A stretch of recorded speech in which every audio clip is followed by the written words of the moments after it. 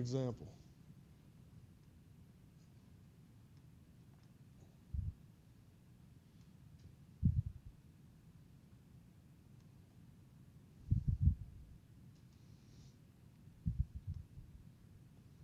All right, so here we have a beam, right, that I've meshed with Q4s, okay? I've got a force I'm going to apply to the end of it, and I can actually, the way I set this up is that's like a locator that I can pull on it, and the force is proportional to the length of that vector. So I'm pulling on it, and it's trying to deform my beam, okay? The gray is the undeformed configuration, and the red is the deformed configuration, and I believe the black should be the Euler-Bernoulli beam theory solution, but I think I've got it turned off right now for some reason. All right, so if I use a Q4, and don't worry about integration rule right now, but if I use a Q4 under plane stress conditions with this mesh, and then this is Poisson ratio, you can see as I pull on it, it just doesn't really move. Now if I switch to plane strain, well, if rather I use a more refined mesh,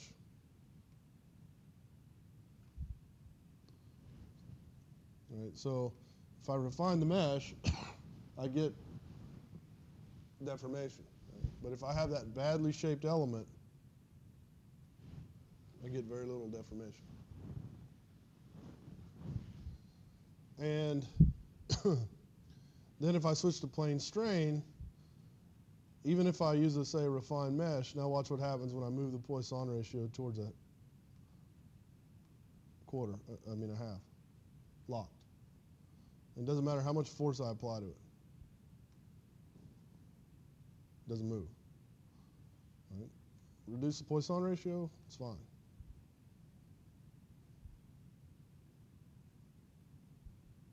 Okay. Now there is something we can do to alleviate the locking, and it's called reduced integration. Okay. And I'll talk a little bit more detail about it later, but while I have this up, I'll go ahead and show you. So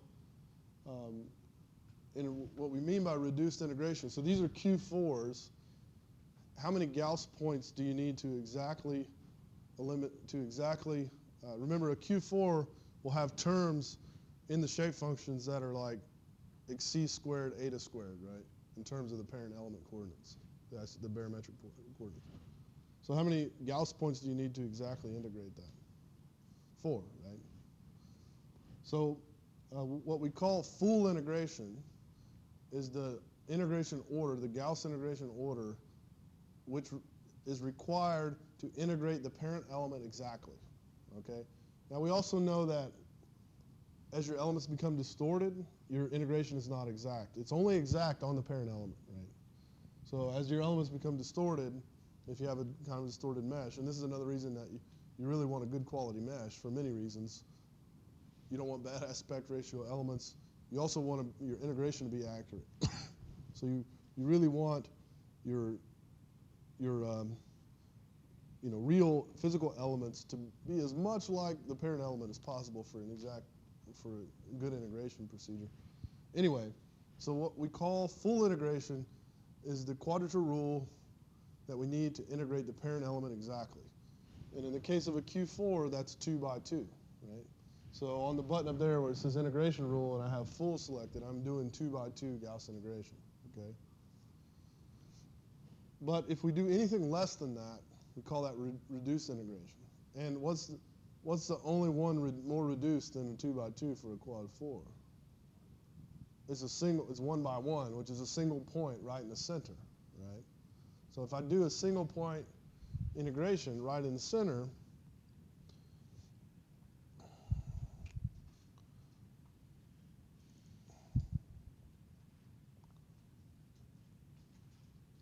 well, ignore that stuff going on, but nevertheless, if I go to plane stress, ignore all that craziness, okay? But I do get deformation, right? Even for badly shaped elements, right? If I do reduced integration, I do get deformation. So again, if I switch to full, watch it lock. Boom, right? Reduce it, I get deformation, all right? But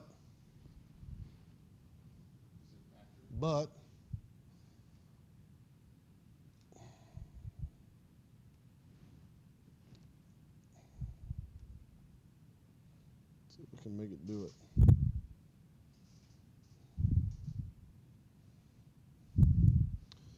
You notice something weird going on here?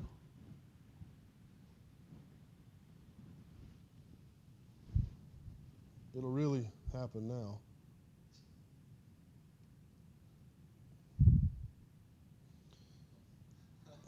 So that's not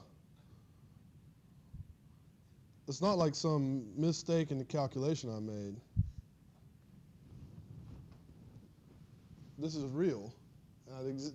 The actual deformations may be exaggerated in the picture, but I mean, this is real. You see these things? They look like little hourglasses. See the little hourglasses right here? So these are called hourglass modes, and they're zero energy modes. They're zero energy modes because if I have a single point of integration in the center, I can't resist any deformation, in any shear deformation at all in the element, right? And so an instability will expose itself, and you get this so-called hourglasses. So these are called hourglass modes or zero energy modes or spurious modes, right? And so this is real, and again, it's just something that you have to be aware of. So you're doing reduced integration fixes one thing, but causes another, right? So, you know, causes another problem. So then you can do something else on top of this. There's stabilization procedures that you can, and so, you know, it's, the reduced integration schemes aren't as popular as they once were because our computers are faster. But, you know,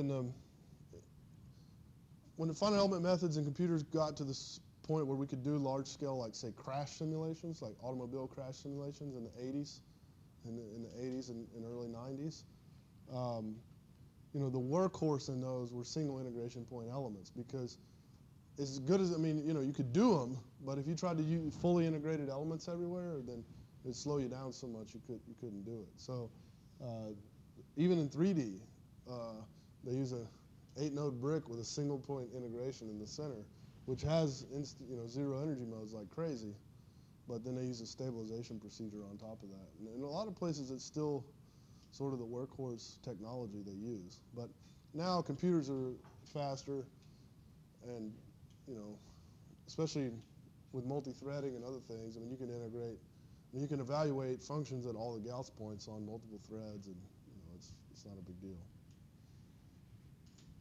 Not as big a deal, I should say.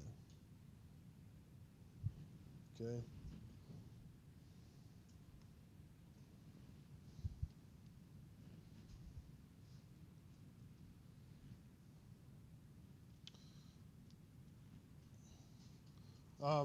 Of course, we could also use higher order elements. For example, I guess I had that in here and I didn't show it. So if we go back to, let's go back to full integration. So that gets rid of the zero energy modes. But I'm still locked because I'm in this plane stress formula. Well, if I have bad elements, right? So if I have bad aspect ratio elements, I'm locked, right? And you know, again, locked doesn't mean immovable, right? If I refine the mesh, you see that when I refine the mesh, my aspect ratio is 1, that spurious term goes away, right? If the aspect ratio is 1, which it is here. So this is a right solution, but if I have a bad, if my aspect ratio is not 1, clearly the deformation should be the same or similar, and it's not, but it's not also completely immovable. There's some deformation, but it's excessively stiff, right? But if I go to a Q8, boom, right where I should be. So if I go to a Q8, so now these elements have mid-side nodes. These elements have mid-side nodes. So I can,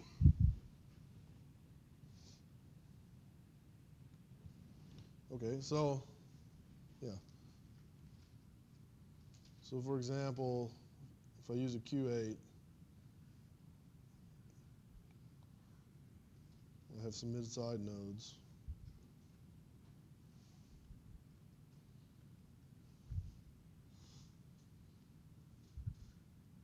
And then I'm capable of actually modeling a quadratic